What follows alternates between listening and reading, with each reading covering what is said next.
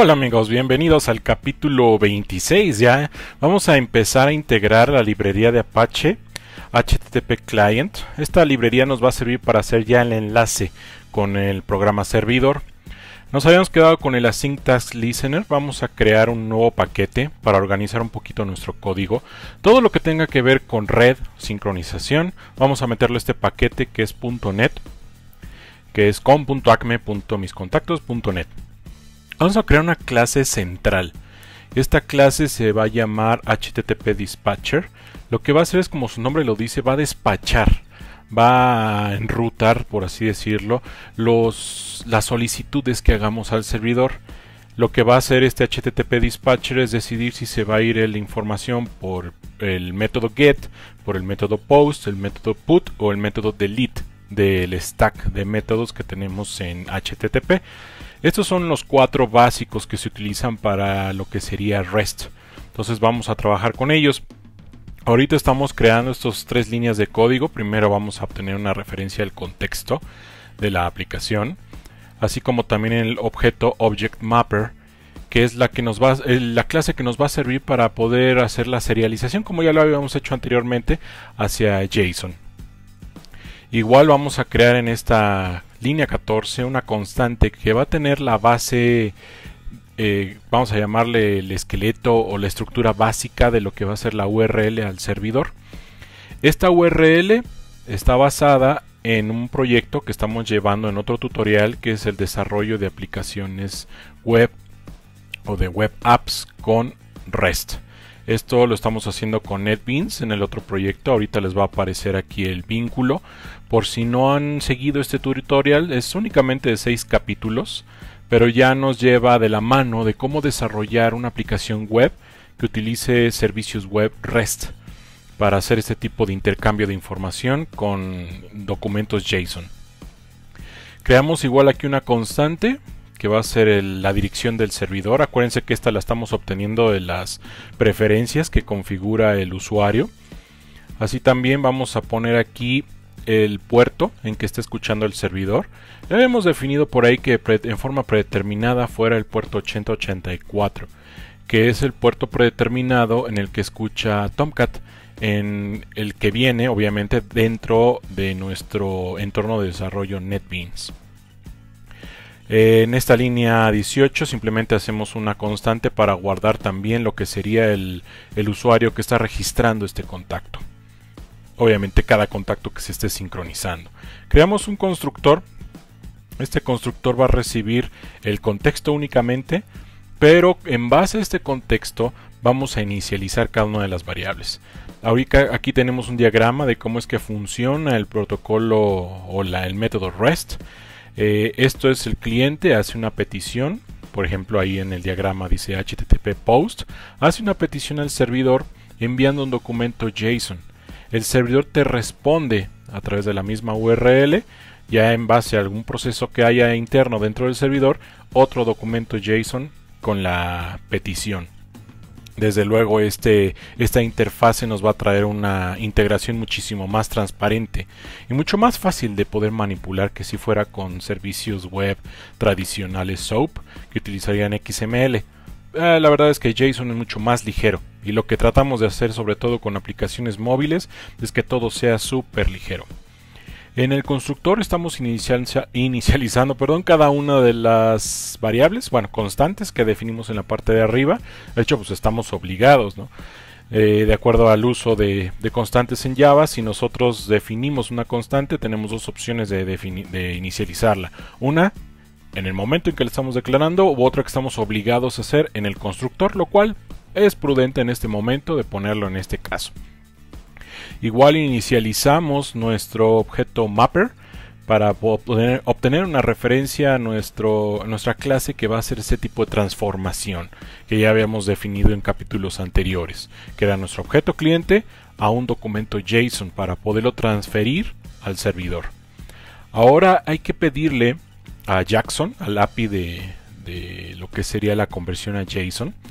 Esta API tradicionalmente utiliza o puede utilizar los nombres de los atributos o puede utilizar los métodos get y set. En este caso vamos a obligar a que se utilice a través del nombre de los atributos, que no utilice los métodos get y set. ¿Esto por qué? Porque tenemos por ahí algunos atributos que no tienen método get o algunos que no tienen método set. ¿Como cuál? El atributo md5, recuerda que ese es de solo lectura, viéndolo desde el punto de vista externo al objeto contacto. Pero el atributo md5 se inicializa automáticamente cada vez de que alguien le cambia, por ejemplo, el nombre al contacto, o le cambia la dirección, el correo electrónico, se calcula automáticamente en base al contenido. Y dado que esto sucede automáticamente, no podemos permitir que en forma externa se modifique este atributo md5.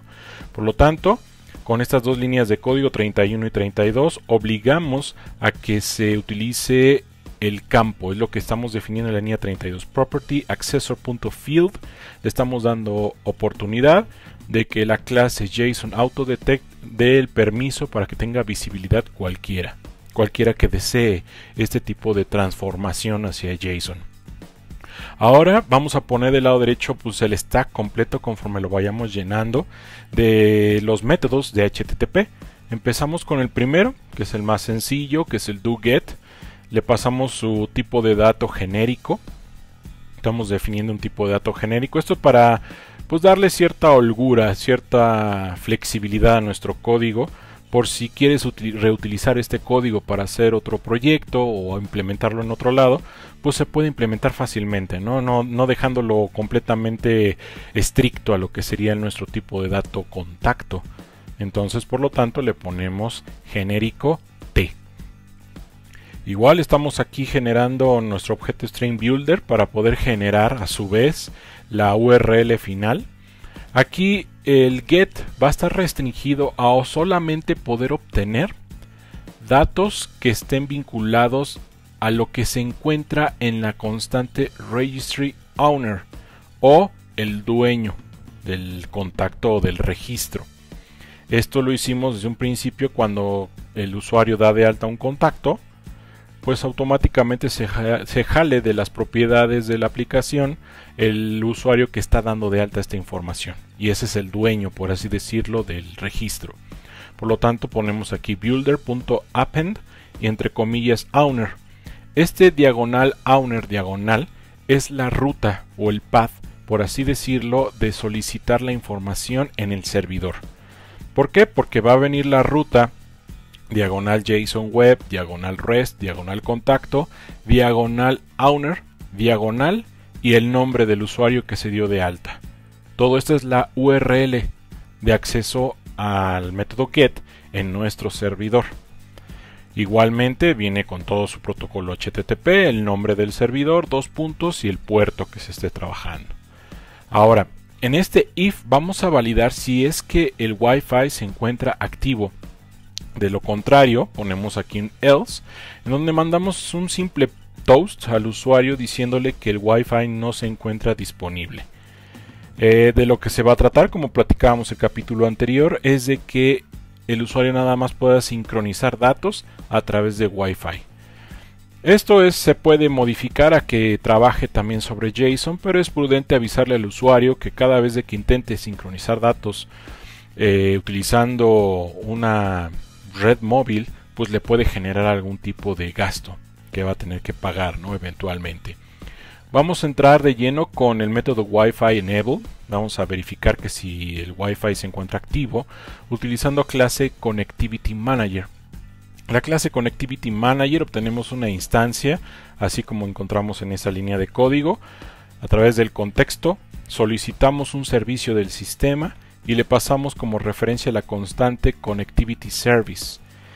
Al obtener ya la instancia de Connectivity Manager podemos crear un objeto de tipo Network Info. Network Info es el que ya nos va a traer la información de la red actual. Por lo tanto, ahorita nos interesa obtener la información de tipo Wi-Fi. Y por eso tenemos aquí Connectivity Manager.type Wi-Fi. Y vamos a darle aquí return info, si info es diferente de nulo, y también podemos decirle si info se encuentra conectado. Hay otras técnicas para poder validar si Wi-Fi se encuentra activo o limitar la aplicación sobre que nada más trabaje sobre Wi-Fi, pero esta es una de las más cortas, las más breves, las más concretas para trabajar sobre este tipo de validaciones. Ahora, ya que terminamos la estructura básica del doGet, vámonos con el doPost. Si alguno de ustedes ha programado servlets, se dan cuenta que bueno, tenemos por ahí también estos métodos como tal: do http get, do http post, luego tenemos ahí nuestro servlet request. Entonces vamos a seguir la misma estructura, la misma lógica. O sea, vamos a crear un código cliente que se va a conectar con un servidor.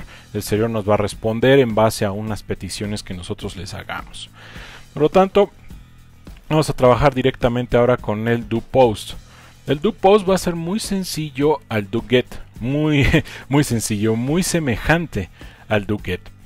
En este caso vamos a copiarlo, lo pegamos por este lado, y lo único que va a ser necesario es quitarle también lo del owner. No va a ser necesario, dado que el post lo que va a hacer es insertar un nuevo registro en el servidor. El get obtiene la lista de lo que está en el servidor, y el post lo que va a hacer es insertar uno nuevo.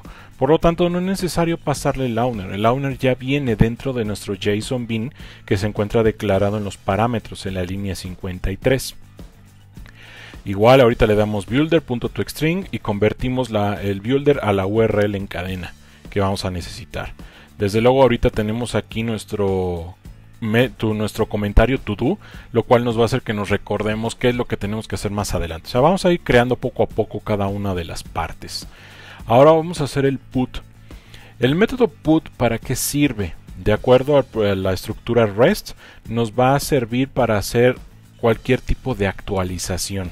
Es por eso que recibe igual en la línea 63 el bin que nosotros deseamos enviar al servidor. Y por lo tanto el servidor va a recibir este bin y lo va a insertar en la base de datos.